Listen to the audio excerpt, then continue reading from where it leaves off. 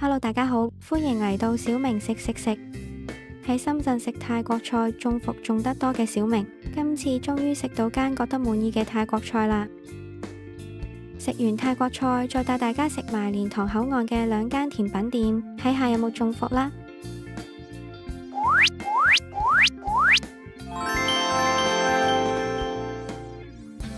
呢排天氣都仲係好熱，最好就係食啲酸酸辣辣嘅泰國菜醒下胃。今次去開紅山路979呢邊，就嚟試下網上都幾多人講嘅呢間太古蓮。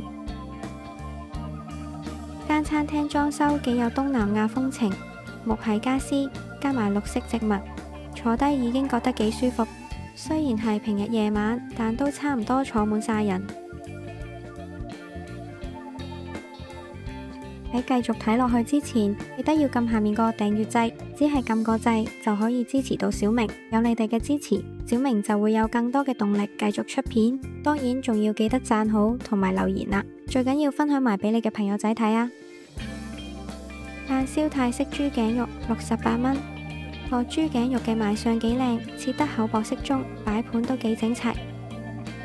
不過食落就覺得炭燒味唔算好突出，有啲期望佢會燒得香口啲，但實際上有啲部位唔算好香脆。好在個醬汁挽回唔少分數，酸酸甜甜帶少少辣，幾開胃。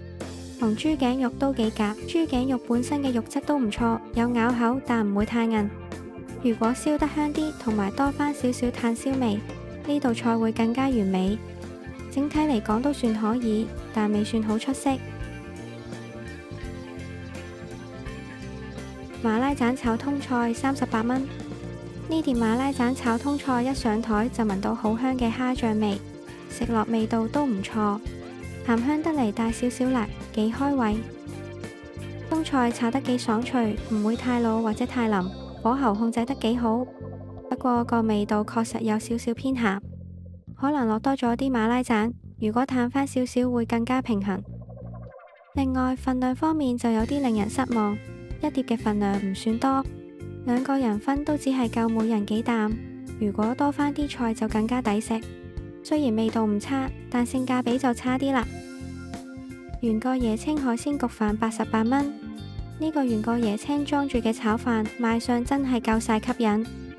炒飯上面有層好 creamy 嘅椰漿，再連埋個炒飯一齊食係好香好滑，每一啖都有濃濃嘅椰香，仲帶少少甜味。中意重口味嘅朋友應該會中意啊！裏面嘅材料都幾豐富，有元貝仔、魚肉同埋蝦，海鮮嘅份量都算合理，尤其係啲蝦幾爽口彈牙。整體嚟講，呢個焗飯幾有特色，值得一試。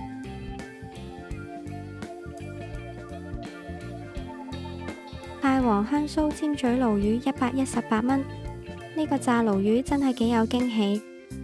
將成條魚起晒肉，食起上嚟非常方便，唔使自己慢慢拆骨。魚肉炸得外皮香酥，裏面仍然保持到嫩滑，一啲都唔乾身。最特別係個香茅味好突出，加埋少少辣味，真係會令人食到停唔到口啊！雖然價錢可能貴少少，但係整體嚟講都算物有所值，尤其係中意香茅味嘅朋友一定會中意。今次呢間泰國菜整體都幾滿意，以人均消費大約150蚊嚟講，呢度嘅環境同主打菜式質素都算合理。有興趣喺深圳食泰國菜都真係可以一試。今餐嘅詳細價錢擺咗喺影片嘅最尾。鏡頭一轉，我哋就嚟到蓮塘口岸啦。夜晚過關前，呢度啲雞未賣晒都會做特價嘅，可能有大概20蚊左右嘅優惠。買隻雞返香港，第二日又可以煮少一個餸都唔錯。呢間偉記都幫襯咗幾次，大家又有冇幫襯過邊間？覺得好食都可以下面留言講下。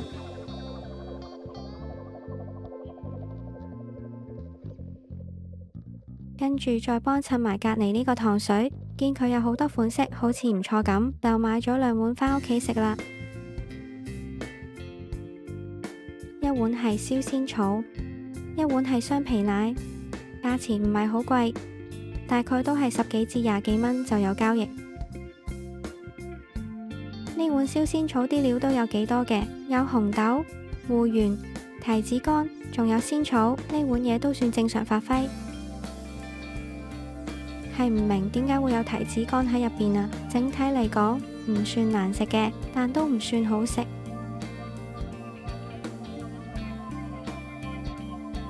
至於呢碗雙皮奶就不得了啦，佢係似牛奶大菜糕多過似雙皮奶，質地勁實淨，個奶味又好鬼酥，諗返起陣味都想嘔，真心唔推薦。最後呢間係蓮塘口岸隔離個商場嘅呢間趙記全城，呢碗21蚊嘅多芒小丸子份量就好多啦。小丸子即係細粒嘅三色芋圓，芒果一睇就知唔係好靚啦，食落係偏酸嘅，側邊仲有一粒粒半透明嘅係芒果爆珠，個人就唔太中意呢啲爆珠啦。如果佢係用西米就應該會開心啲啦。個底係芒果沙冰泥嘅，成碗嘢就只屬一般，呢個價錢唔算貴，但相同價錢應該有更好嘅選擇啦。呢個係加辣嘅薑撞奶，唔知加辣係唔係即係多啲薑汁呢？喺你面前即刻撞出嚟嘅薑撞奶，再等佢3分鐘就食得啦。食落係幾滑身，但薑味都係唔係好夠。如果冇叫加辣，會唔會冇薑味呢？呵呵。最後呢個係芋圓仙草大滿貫，又係唔知點解會有啲提子乾喺度，入面仲有啲紫米、紅豆同埋幾粒好大粒嘅芋圓。芋圓大大粒，好有咬口。個仙草都幾似即食仙草嘅味道真係非常一般。加埋啲奶落去一齊食，成碗嘢都真係冇乜特別。仲有加咗幾粒湯圓，其實都係普通嘢嚟啦。呢兩間糖水真係麻麻地啦，小明都係中意食上梅林嗰間皇氏多啲啦。最後就嚟總結一下今條片食咗幾錢啦。太皇香酥尖嘴鱸魚118蚊，原個椰青海鮮焗飯88蚊，馬拉盞炒通菜38蚊，蛋燒泰式豬頸肉68蚊，連埋茶水費，兩個人一共食咗324蚊。跟住喺甜品店度叫咗個加辣嘅薑撞奶16蚊，多芒小丸子21蚊，芋圓仙草大滿貫，再加埋4粒花生湯圓22蚊，3碗嘢都只係59蚊。今條片就嚟到呢度啦，大家記得要 like 呢條片，同埋俾個免費嘅訂閱小明啦。我哋下次再見，拜拜。